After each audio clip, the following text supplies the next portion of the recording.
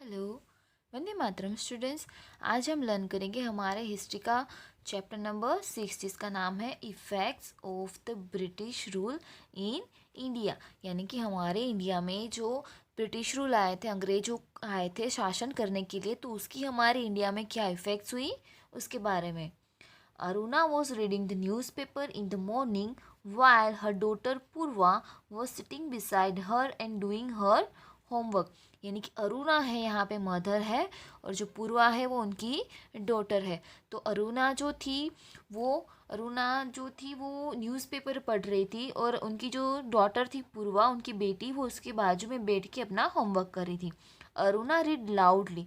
अरुणा ने ज़ोर से पढ़ा रिवॉल्यूशन इन लीबिया, यानी कि लीबिया में विद्रोह, लीबिया में बगावत, विद्रोह करना यानी कि विरोध करना। Hearing this Purva asked why the people revolt, why do people revolt. यही सुन के पूर्वा के दिमाग में क्वेश्चन हुआ कि लोग ऐसा क्यों करते, लोग विद्रोह क्यों करते हैं, रिवोल्ट क्यों करते, बगावत क्यों करते। Then Aruna answered, when needs of people are not satisfied and people face economic crisis they revolt। यानी कि लोगों की कुछ नीड्स होती है, देश में जनता होती है, उनकी कुछ रिक्वायरमेंट्स होती है, वो जब सेटिस्फाइड नहीं होती और आर्थिक रूप से उनको बहुत ही प्रॉब्लम्स होती है, तब वो विद्रोह करती है।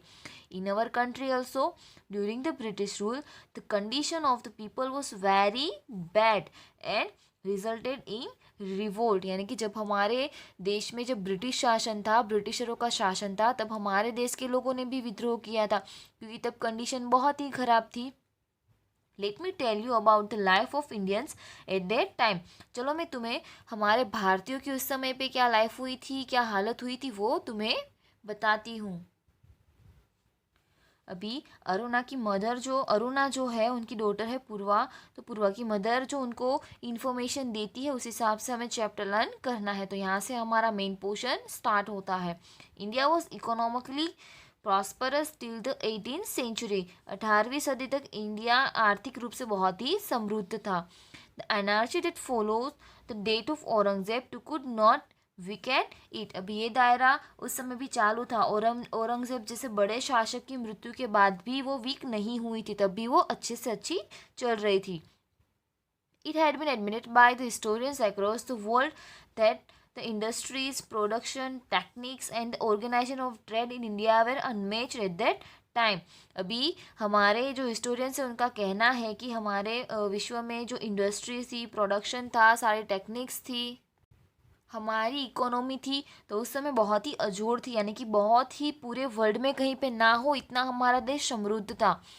The same country India become poor and bankrupt during the nearly 200 years of the British rule. लेकिन जो देश बहुत ही समृद्ध होता है, जिसकी समृद्धि पूरे विश्व में कहीं पे नहीं होती है, वही देश हमारा भारत देश बहुत ही गरीब और पायमाल हो गया। ओके, क्यों? क्योंकि अंग्रेजों ने 200 साल तक हमारे यहाँ पे शासन किया, तो उसी में हमारा देश कंगाल हो गया। It become the country that supplied raw material to the factories in England and offer large market for the finished product of the factories in England।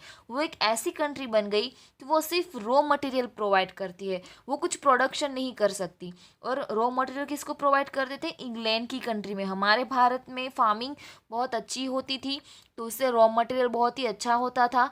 ठीक है, तो वो रॉ मटेरियल जाता था इंग्लैंड में उसको फैक्ट्रीज में उसमें से कुछ प्रोडक्ट्स बनाते थे और उसको सेल करते थे। ठीक है, और उन लोगों को कुछ भी टैक्स पे करने की ज़रूरत नहीं थी, वो हमारे इंडिया से रॉ मटेरियल लेके जाते थे तो वो फ्री में मिलता था उन्हें। ऊपर से उनको किसानों का टैक्स भी मिलता था, लैंड टैक्स जो होता है, लैंड रेवेन्यू, वो भी किसान पे करते थे। मतलब उनको लॉस में, ब्रिटिशरों को कुछ लॉस में नहीं जा रहा था, उनको प्रॉफिट ही प्रॉफिट हो रहा था। और हमारा भारत यहाँ पे कंगाल हो रहा था, और वहाँ पे फैक्ट्रीज में प्रोडक्ट बनती है और वहीं पे सेल होती है, और हमारे भारत में दुगने दामों में सेल होती है, तो हमारे भारत को बहुत नुकसान हो रहा था। ओके, अभी यहाँ पे हमें थिंक में कुछ क्वेश्चंस पूछे हैं। What do you mean by raw material? अभी रॉ मटेरियल क्या होता है? तो एक कच्चा माल होता है। पहले कोई भी प्रोडक्ट बनती है ना, तो वैसे ही नहीं बनती है, उसके लिए कुछ रॉ मटेरियल चाहिए। जैसे कि हम वुलन क्लोथ्स बनाते हैं, तो उसके लिए हमें वूल चाहिए, तो वूल है हमारा रॉ मटेरियल।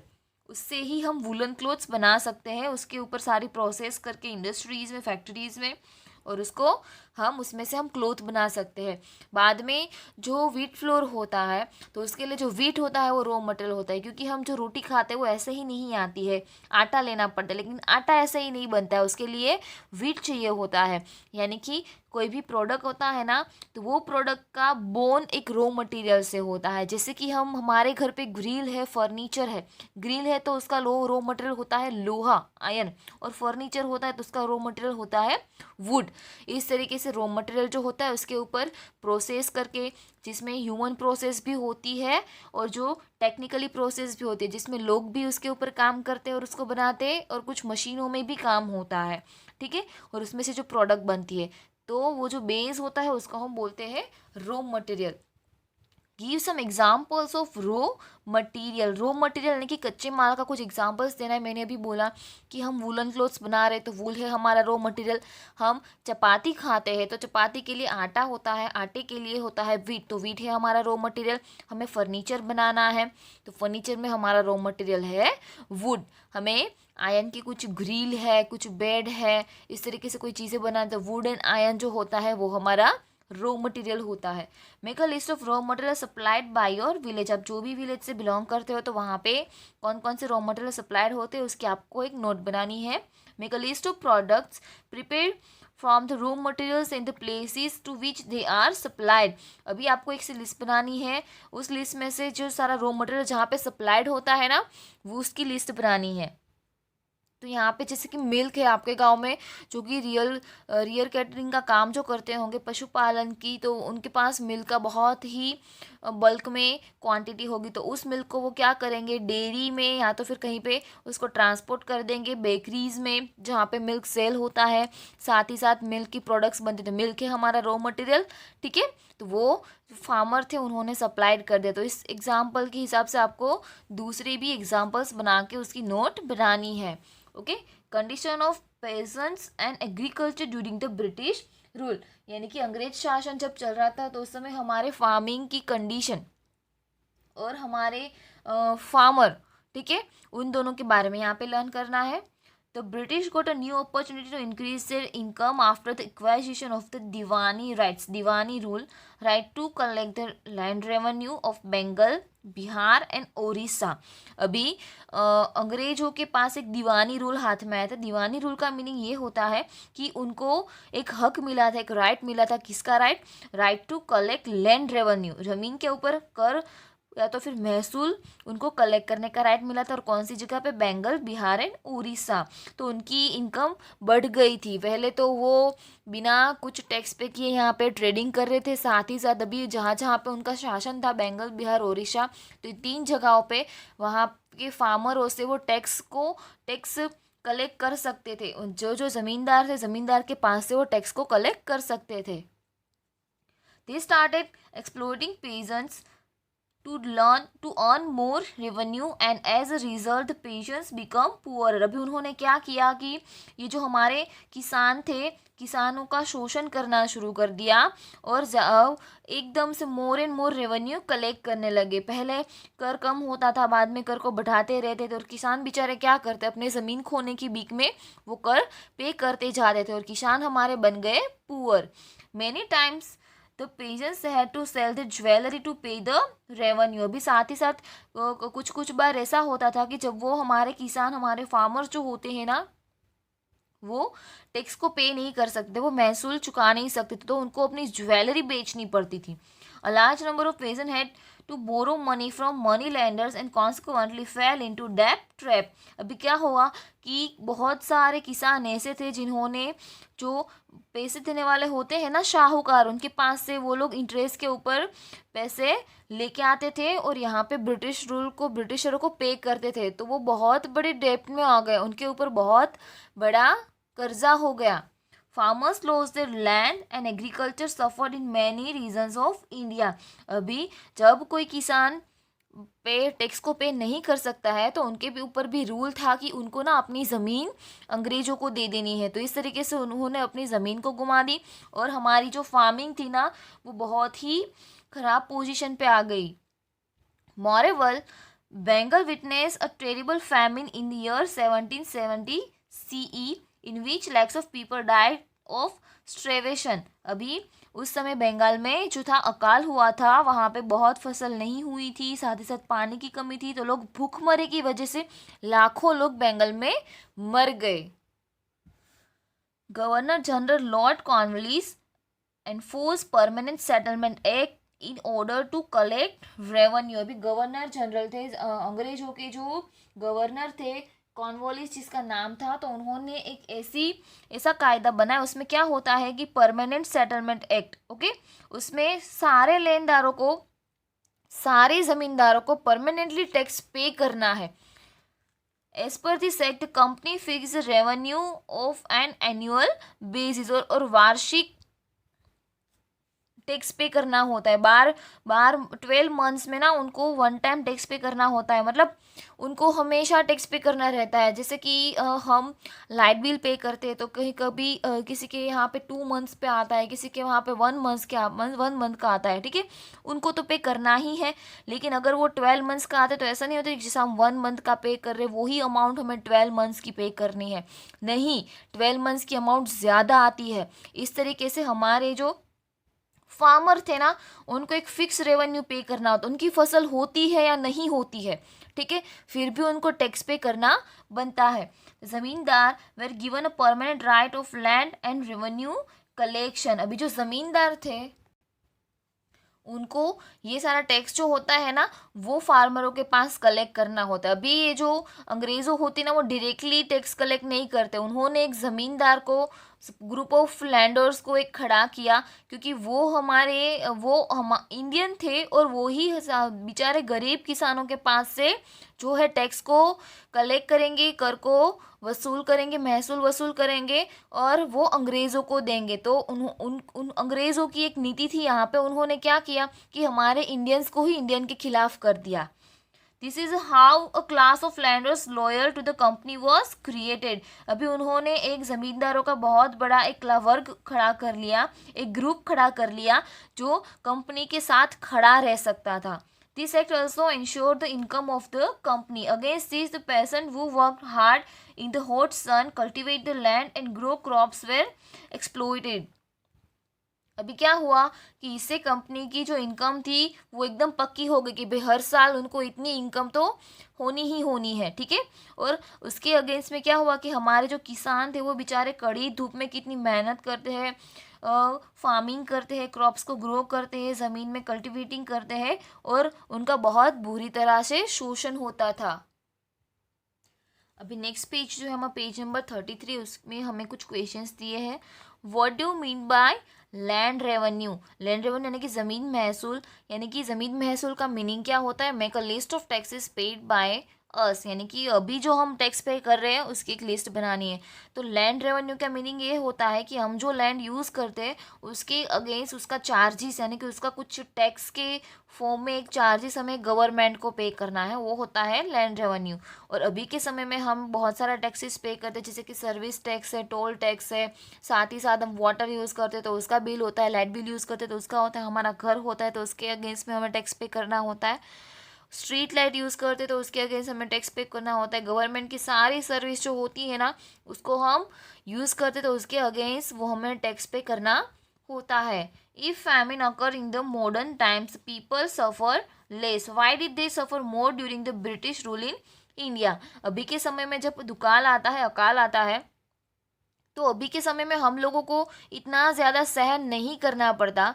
तो फिर जब अंग्रेज़ों हमारे देश में थे तो तब हमारे भारतीय लोगों को क्यों इतना सफ़र करना पड़ रहा था, क्यों इतनी उनको तकलीफ़ होती थी. अभी जो है हमारी डेमोक्रेटिक कंट्री है, हम सारे इंडियंस जो है सारे सिटीजन वो 100% पूरी तरीके से रिपब्लिक है. और साथ ही साथ हमारी जो सरकार है, हमारी गवर्नमेंट और कुछ ट्रस्ट है, वो सब लोग ना हमारे लिए काम करते, कुछ सोशल वर्कर्स है, तो हमारी प्रॉब्लम्स में वो सब हमें बहुत हेल्प करेंगे, ठीक है. अभी इस समय हमारी सरकार है और जब अंग्रेज़ों हमारे देश में थे तब क्या था, तब अंग्रेज़ों की सरकार थी और वो सिर्फ खुद को ही अच्छा मानती थी और खुद के लिए ही सब कुछ करती थी. वो हमारे इंडियंस को, सिर्फ हमारे इंडियंस का शोषण करती थी और कुछ हेल्प नहीं करती थी.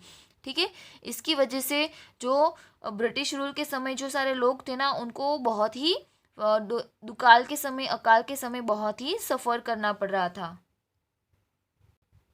अभी यहाँ पे नीचे एक पिक्चर दी है, पिक्चर नंबर 6.1 एंड 6.2। 6.1 में है इम्पोवरिज्ड पेजेंट्स, यानी कि जो पायमाल हो गए थे, जो जो किसान थे वो एकदम बर्बाद हो गए थे, गरीब हो गए थे, जिसके पास मौत के अलावा कोई चारा ही नहीं था, वो सारे उनकी सिचुएशन कैसी थी वो हमें यहाँ पे पिक्चर में दिखाई दे रहा है।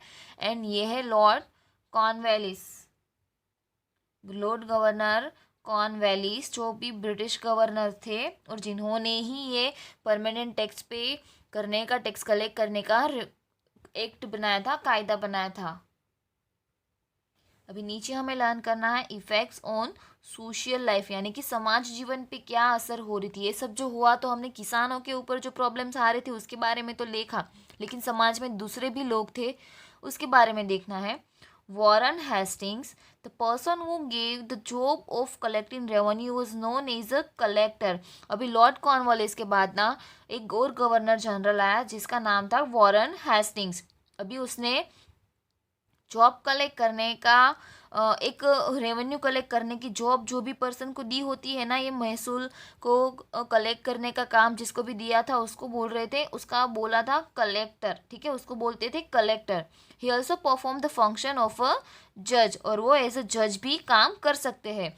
The British system of administration destroyed our ancient system of self rule. अभी ब्रिटिश सिस्टम की वजह से क्या हुआ कि हमारी जो प्राचीन सुविधाएं थी ना, प्राचीन हमारी रीति थी कि जो स्वराज्य की प्रथा थी उसका विनाश हो गया। In the ancient time every village was like a small Republic. पुराने समय में क्या था कि जो एक छोटे से छोटा गांव था ना, वो प्रजासत्ताक था, वो रिपब्लिक था। उस वहाँ पे लोगों को सारी परमिशंस थी। Gram panchayat handle the administration of the entire village. जो ग्राम पंचायत थी ना, वो ही पूरे विलेज का एडमिनिस्ट्रेशन करती थी।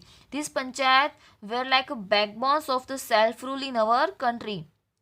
हमारी बॉडी में जैसे बैकबोन होती है ना, वो हमारी पूरी बॉडी को सपोर्ट करती है, उसकी वजह से हमारी पूरी बॉडी खड़ी रह सकती है। उसी तरह से ये जो पंचायत थी ना, ग्राम पंचायत, वो हमारे इंडियन कंट्री में सेल्फ रूल जो था, स्वराज्य जो था ना, उसमें एक बैकबोन के रूप में हेल्प करती थी। This institution of local self rule stood their ground even during the time of foreign invasions and the Sultanate period, but were destroyed due to the administrative policies of the British। अभी ये जो हमारी ग्राम स्वराज संस्थाएं थी ना सारी, वो हमारे यहाँ पे बाहर से कोई आक्रमण करता है, सल्तनत शासन व्यवस्था होती है, तब वो बहुत ही हेल्पफुल थी। लेकिन ये जो ब्रिटिशरों की पॉलिसी थी ना, उसकी वजह से वो डिस्ट्रॉय हो गई।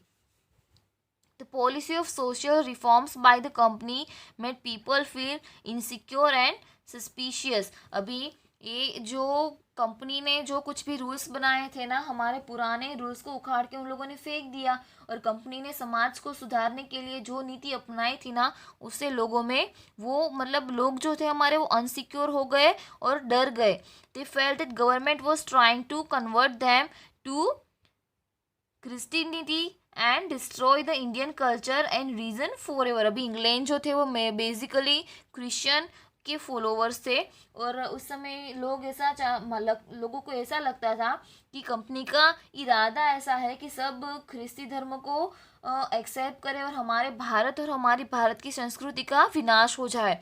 People believe that the Indian social system was deliberately undermined in the railways and military. अभी लोगों के बीच में ये भी मान्यताएं थी कि रेलवेज और जो लश्कर होता था ना, मिलिट्री, तो वो सिस्टम जो थी ना, उसमें हमारे भारत की जो सामाजिक व्यवस्थाएं थी ना, उसको बहुत ही यूजलेस माना जाता था, वहाँ पे उनको इग्नोर किया जाता था। इफ इट वॉज नो अभी बाद में क्या हुआ, an order was pass in Agra that every Indian had to salute the British. और बाद में आगरा में एक ऑर्डर पास हुआ, एक कायदा बना कि सारे इंडियंस को, सारे ब्रिटिश को सलाम करना है। हर एक इंडियन होगा जो सारे ब्रिटिशरों को सलाम करेगा। If it was not done it was considered a crime and was liable for punishment. अभी कोई इंडियन ऐसा नहीं करेगा तो वो एक गुनाह होगा और वो सज़ा के पात्र होगा। As a result there was a widespread sentiment of anger and hatred for the British among the Indians. और बाद में क्या हुआ कि हमारे भारतीय लोग जो थे वो ब्रिटिशरों के ऊपर बहुत ही गुस्सा हुए और उनके मन में ब्रिटिशरों के ऊपर बहुत ही नफरत पैदा हो गई। ठीक है, तो आज हमने बहुत सारा पोर्शन लर्न किया, ये आपको अच्छे से समझ लेना है। ठीक है, लर्न कर लेना है। आगे का जो पोर्शन है वो नेक्स्ट वीडियो में लर्न करेंगे। वंदे मातरम।